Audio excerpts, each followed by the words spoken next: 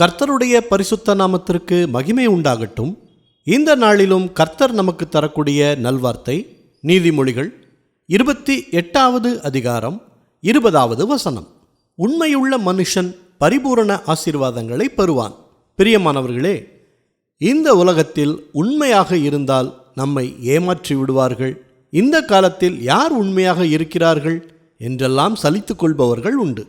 ஆனால் எந்த காரியத்திலேயும் உண்மைத்தன்மையோடு ஒளிவு மறைவு இல்லாமல் வெளிப்படைத்தன்மையாய் பேசுகிறவர்கள், நடந்து கொள்கிறவர்கள் இருக்கத்தான் செய்கிறார்கள்.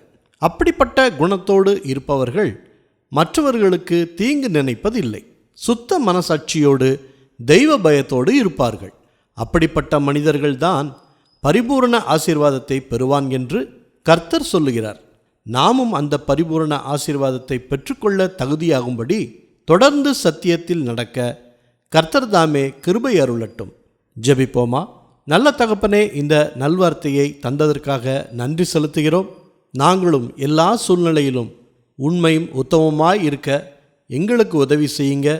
உம்முடைய வார்த்தைகளின்படி நாங்கள் நடக்கவும், சத்தியத்தை அறிந்து கொள்ளவும், சத்தியத்தின்படி நாங்கள் நடந்து கொள்ளவும், அதன் மூலமாக பரிபூரண ஆசீர்வாதத்தை பெற்றுக்கொள்ள தகுதியாகும்படி எங்களை நாங்கள் இந்த நேரத்தில் தாழ்த்துகிறோம். நீங்கள் கிருபை கொடுங்க. எல்லா துதி கன மகிமை எல்லாவற்றையும் உமக்கே செலுத்துகிறோம். இயேசு கிறிஸ்துவின் நாமத்தில் ஜெபிக்கிறோம் பிதாவே. ஆமேன், ஆமேன். இந்த நல்வார்த்தையை மற்றவர்களுக்கும் பகிர்ந்து அவர்களுக்கும் ஆசீர்வாதம் கிடைக்கச் செய்யுங்கள். கர்த்தர் உங்களை அளவில்லாமல் ஆசீர்வதிப்பாராக.